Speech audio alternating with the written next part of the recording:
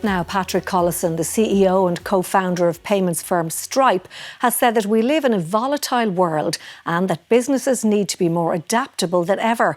Mr. Collison sat down with our work and technology correspondent Brian O'Donovan at the Stripe Young Scientist and Technology exhibition, which is taking place in Dublin. Patrick Collison is a multi-billionaire, the co-founder and CEO of global financial technology firm Stripe. He won the Young Scientist competition in 2005. Now his company is the main sponsor of the event. He took questions today from students at the exhibition and visited some of the stands. So how does it feel to be back? It's a huge honour. And it's a slightly terrifying and mildly distressing idea that it was 21 years ago, which somehow it is. But what's amazing just walking around the floor is how the feeling and the culture and the spirit really hasn't changed. One of the big themes this year, again, is artificial intelligence. We see it in about a quarter of the projects, I think, out there. And there's a big debate at the moment around the whole regulation of AI. Where do you stand? Is the US too light? Is Europe too strict? Where are we in tech regulation? With AI, the thing I don't presume to know how any country or jurisdiction should regulate. That's not our job. But the thing that I'm continually amazed at, and as these projects outside are reminders of, it's just so early. We do see a lot of the tech CEOs moving towards the Donald Trump realm of thinking, lighter regulation.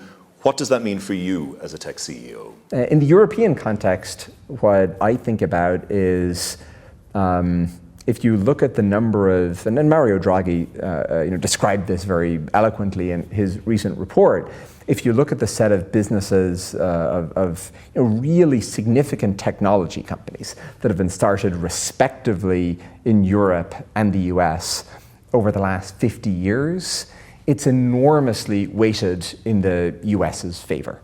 And that's not just a story of regulation, it's a story of capital markets, it's a story of entrepreneurial ecosystems, it's a story of different national markets and those. So there's lots of things going on. But as someone who really cares about Irish and European prosperity, that gives me some pause. And as Mario Draghi said, I think it is imperative for Europe that we figure out an effective strategy there. President Catherine Connolly was here yesterday doing the official opening, and during her address she referenced global uncertainty, she referenced Venezuela. As someone who runs a global company, what does that global uncertainty mean for you on a day-to-day basis? Well, we operate now in more than 100 markets, and so it's a volatile world, and I think businesses globally, we work with millions of businesses, are finding that they themselves, to your point, need to be more adaptable than ever.